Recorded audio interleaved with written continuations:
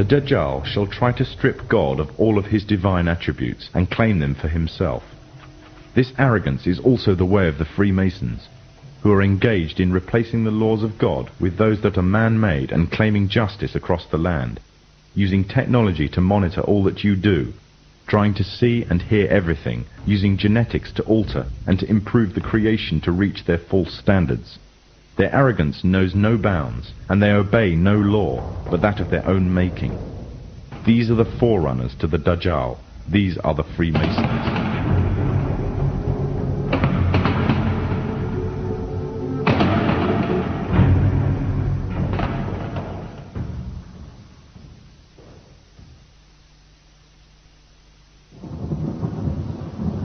The Prophet Muhammad said that a time would come when the whole world would gather around to plan the destruction of the Muslims, as if they were gathered around a table to take part in a meal.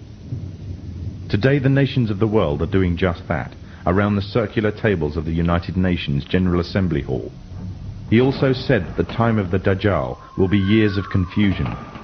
People will believe a liar and disbelieve one who is trustworthy, and those who rebel against God will have a say in general affair. Today, during the time preceding the Dajjal, there is also a time of confusion. The system set up by the forerunners to the Dajjal have ensnared many Muslims away from truth, using lures such as wealth and materialism and fulfillment of earthly desires. A miserable trade indeed.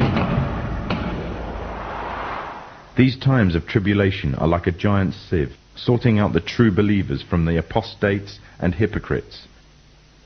Many have adopted the lifestyle and philosophy of the Dajjal system, retaining perhaps only their Muslim names or clothing, wearing them like a badge to their identity, and in every other way embracing wholeheartedly the system that is being used to eradicate Islam.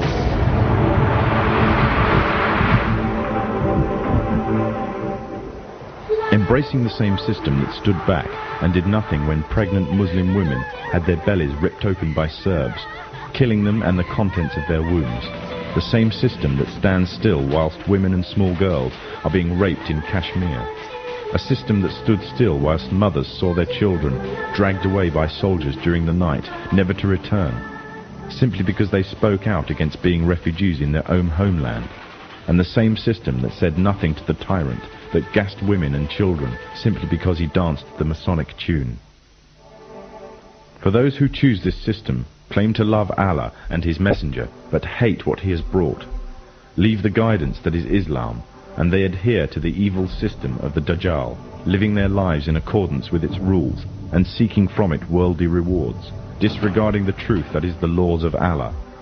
They are those who invite upon themselves the wrath of Allah. They came down to the side of the road by the thousands. And they had Kuwaiti flags, and some had American flags. The forerunners to the Dajjal have set up this system to destroy Islam, either directly, through military and economic coercion, or indirectly, using ideological warfare. They have divided and conquered, instilling diseases such as nationalism and racism into the heart of the Ummah. Their biggest fear is Muslim unity and revival of the message brought by the last prophet to mankind, and everything they do is geared to prevent this. They have manipulated Muslims, setting up and promoting divides. They have installed their own universal language, compelling all to learn or be shut out, and reducing Arabic to secondary and inferior language in society. And what they have used most to keep the Muslims at bay is oil.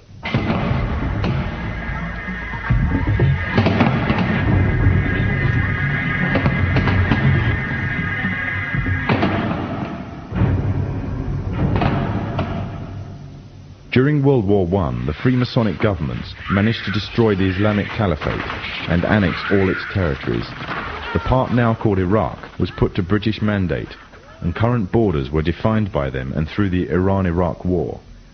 After its independence, the USA took over interest in Iraq. In fear of a purist Islamic uprising, the CIA aided the Ba'ath Party's rise to power, making Saddam Hussein the leader of Iraq and an ally to the Masonic states. When Kuwait later started raising its oil prices, it was destroying the war-torn economy of Iraq. Threats were made but ignored. The situation worsened until finally Iraqi troops were mobilized to the border. The Freemasonic media, the American media in particular, portrayed this as a shock and outrage. However, it is reported that the US ambassador to Kuwait had prior knowledge of the invasion and Iraq's intentions, as did the CIA. After the Gulf War, Saddam is still alive, and Kuwait has been liberated. It remains to be asked exactly what purpose the Gulf War served to its Freemasonic orchestrators. The Masonic West has long realized that the control of oil is vital to their economies. One of the main reasons is their reliance on cars and road transport. However, although technology exists to mass-produce fully operational electric cars, all attempts to do so have been vetoed. This is because oil is crucial to maintaining their world order. Without the wealth from oil, Muslim economies would fall, and without the puppet governments and leaders, such as Saddam Hussein, the Freemasonic West could not control the Muslim nations. Without the division of wealth and false leadership of these nations, nothing would prevent the purist Islamic movements from coming to power. Poverty creates unity, and Muslim unity is the greatest fear of the forerunners to the Dajjal. The Gulf Wars serve many purposes: to promote Western unity, to create divides amongst the Muslim nations, to act as a testing ground for an entire arsenal of military weapons and cocktails of chemicals and drugs. But most of all, it served to ensure a strong military presence in the Middle East. The Dajjal has placed a strong hold in the very heart of Islam itself and laid a firm grip on the Muslim holy lands.